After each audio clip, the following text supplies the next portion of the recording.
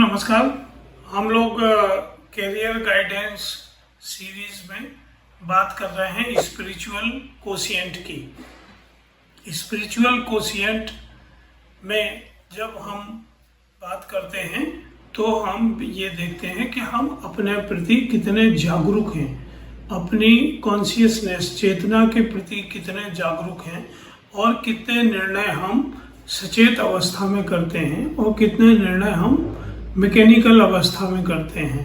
क्योंकि हम जानते हैं कि अधिकांश समय जब हम बोलना शुरू करते हैं तो हम बिना सोचे समझे बहुत सारी बातें बोलते हैं, या जब हम जल्दबाजी में निर्णय लेते हैं तो बहुत सारे निर्णय ले लेते हैं और पहले हम निर्णय ले लेते हैं, फिर उस निर्णय को सही सिद्ध करने के लिए कारणों को खोज करते हैं कि हमने ये निर्णय क्यों लिया, और कई बार इसके बहुत विपरीत परिणाम होते हैं।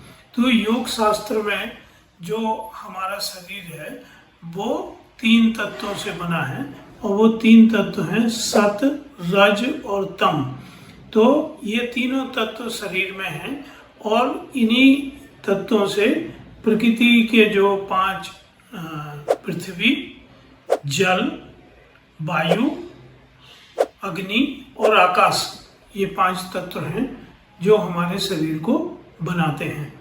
अगर हम इसको साइंस की भाषा में समझना चाहें तो हमारे शरीर में 24% ऑक्सीजन होती है, 12% कार्बन डाइऑक्साइड होती है, 62% हाइड्रोजन होता है, 1% नाइट्रोजन होता है, 0.22% कैल्शियम होता है, 0.22% फास्फोरस होता है, 0.03% पोटेशियम होता है, 0.038% सल्फर होता है, 0.037% सोडियम होता है, 0.024% क्लोरीन होता है, 0.015% मैग्नीशियम होता है।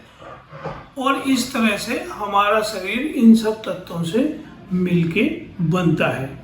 तो योग साइंस में हमारे जो भौतिक शरीर है उसको 7 तलों में बांटा गया है और उसको वो कोष कहते हैं, मतलब एक एक शरीर का तल।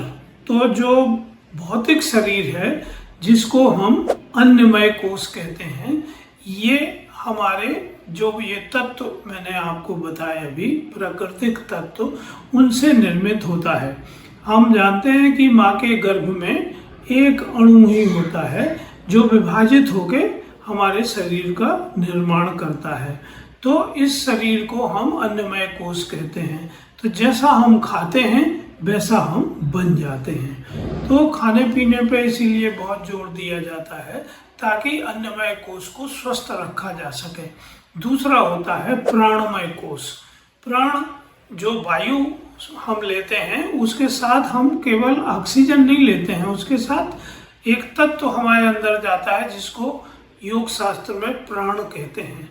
तो ये जो श्वास है, जो ऊर्जा है, इसी का जो कोष है उसको हम प्राणमय कोष कहते हैं। तीसरा है मनोमय कोष, जो हमारा मन है, जो विचारों भावनाओं से संबंधित है, इसको हम मनोमय कोष कहते हैं। चौथा है विज्ञानमय कोष।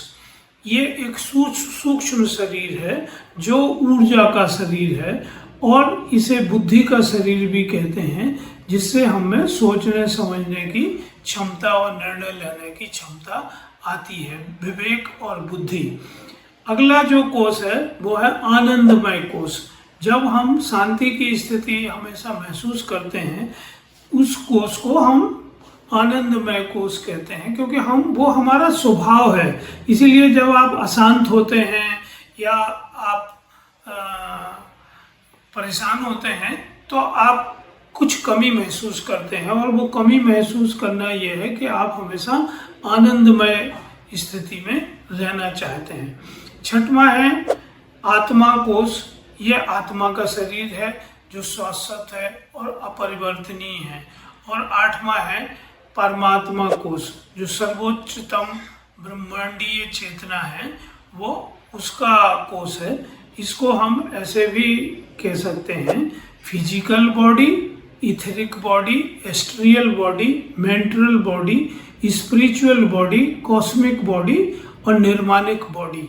तो ये जो 7 तल हैं हमारे शरीर के, अगर ये एक साथ सिंक्रोनाइज होके काम करते हैं तो हम बहुत अच्छी तरीके से अपने काम को अंजाम दे सकते हैं, हम जिंदगी में ज़्यादा सफलताएं प्राप्त कर सकते हैं।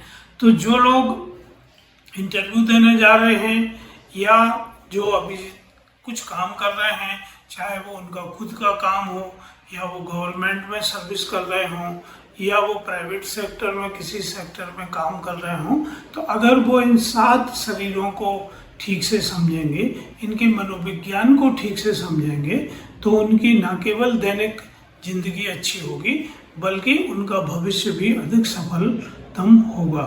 तो दोस्तों, इसी तरह की जानकारी के लिए इसी सीरीज के अगले कड़ी में हम एक और वीडियो आपके साथ लेके आएंगे। मैं अनुरोध करता हूं कि इस वीडियो को आप ज़्यादा से ज़्यादा लोगों तक शेयर करें ताकि वो इस तरह की जानकारी का उपयोग करके अपने वर्तमान जीवन को सुधार और संवार सकें। धन्यवाद, नमस्कार। Don't forget to like and subscribe.